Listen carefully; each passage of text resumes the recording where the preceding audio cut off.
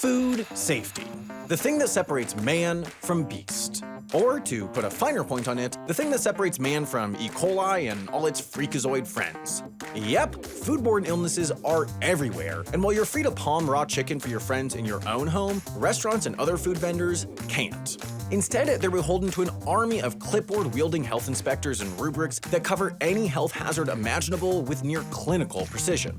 In the US, the food safety system's most prominent symbol is these, sanitation scores. But that one letter represents several layers of regulation, logistics, science, and everything else it takes to ensure nobody else has a rat tugging on their hair to help them make confit BLD. At the center of this whole thing is this, the FDA Food Code. At 668 pages, it is the Ulysses of not getting diarrhea at Sbarro. The FDA keeps it updated with all the latest and greatest in food safety science, which states then turn into actual laws on their own. That's why, even though the standards for a restaurant in New York or California are basically the same, their scoring systems aren't. If you score a 98 in Cali, you're basically perfect. If you score a 98 in New York, you'll be shut down faster than you can say salmonella. Here's how an inspection goes. Say you run a highbrow, globally inspired yet homey restaurant. Let's call it the International House of Pancakes. At some point during business hours, you'll get a surprise visitor wielding a clipboard and a thermometer. They'll visit the riskiest spots first, food prep and cooking, then head to less violation-prone areas like storage, dishwashing, bathrooms, trash disposal, and finally, retail or dining spaces. They'll make sure you're in compliance with all the standards on the rubric. In LA, there are 52, representing 110 possible violations, and penalize you for any infractions. Worse violations are more costly to your score. Systems vary, but in California, a good retail practices violation, like having a dirty floor, will cost you 1 point. A minor violation, like an employee leaving their coffee in the food prep area, is 2 points. But a major violation can cost anywhere from 4 points, food coming from questionable sources, up to 11 points, birds in the kitchen. Come on, man. Why'd you have birds in the kitchen?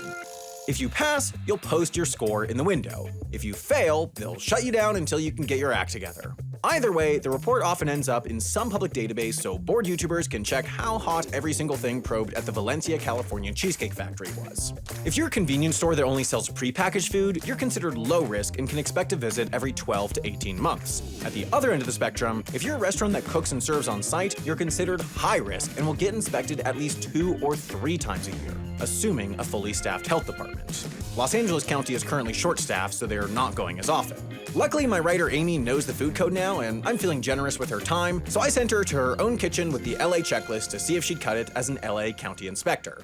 She's got a thermometer, which is a good start. Pathogens thrive between 41 and 135 degrees Fahrenheit, or 5 to 57.2 Celsius, so she had to prove her fridge keeps food under 41 degrees or else suffer a 4-point deduction. She also poked this chicken, which luckily registered 165 degrees Fahrenheit, or 74 Celsius. At this temperature, germs die almost instantly, so chicken, one of the more pathogen-friendly meats, needs to hit it. Others don't. Corned beef can reach a max temp of just 130 degrees Fahrenheit as long as it stays there for 112 minutes. See how none of these cans are dented? That saves 2 points. A dent on a can's seams creates little holes for botulism to sneak in, and we can't have that. Amy also saved some points by not having oysters from any of these states because California has an additional 8 pages of regulations on those, and failing to comply would cost 2 more points. Still, she racked up a lot of violations. She lacked certifications in signage, though that was corrected on-site during the inspection, and while her food storage is all 6 inches above the ground, the amount of loose stuff in her fridge creates opportunities for contamination. In all, her kitchen earned a score of 70 points, or a C, which she would like me to remind you is passing. But in fairness, she lost a ton of points for just design and layout. See, while a residential kitchen can be whatever cramped, dysfunctional rat paradise your landlord can get away with, commercial kitchens have to have certain things in certain places to be up to code. For example, you either need separate bathrooms for customers and employees, or, if it's shared, customers need to be able to get to that bathroom without going through the kitchen.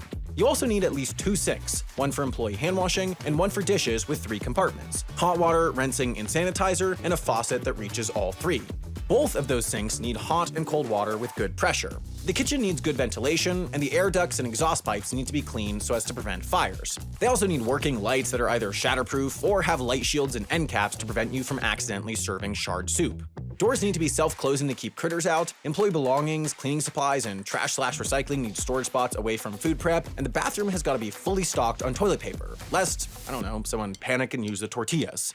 You also need labels. A lot of labels. Do you keep the flour in a big container like this? That container better say flour. Did you take this cake out of temperature control? It needs a label saying what time will be 4 hours since you did that, and if it's still sitting there after that time, someone needs to throw it away. Are you selling Gulf oysters in California? You better have this exact message on the wall in English and Spanish in high contrast 25-point font on a piece of paper no smaller than regulation printer paper, where you can kiss 2 points goodbye. Those Gulf oyster regulations are no joke. The rules are complicated, but here's the gist. Commercial kitchen standards are exacting, and inspectors look for everything. The standard is so high, in fact, that even a place with a questionable score likely still has better food safety practices than you do at home, or at least a more complicated sink. Now, if you're making rice at home, it's gonna cook for 18 minutes. So what do you do at that time? Doom scroll? Sanitize your kitchen? Watch 3 more HI videos? How about master the fundamentals of computer science? Well, thanks to this video sponsor, Brilliant.org, you can do at least part of that in under 18 minutes with no cost to get started. I've been using Brilliant for years to help me pick up STEM knowledge and skills in as few as 15 minutes a day. Their lessons are interactive and super visual, so they make topics like computer science or gravitational physics or data analysis digestible, engaging, and even fun for even the most math-averse learners like me. And the benefits extend beyond knowing what a Markov chain is. Working through these topics boosts your analytical thinking and problem-solving skills, which makes all that interstitial time you spend on your phone genuinely valuable rather than just vaguely depressing.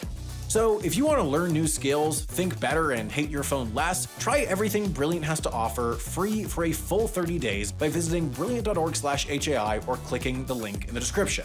The first 200 of you will get 20% off Brilliant's annual premium subscription, and you'll be supporting this channel at the same time.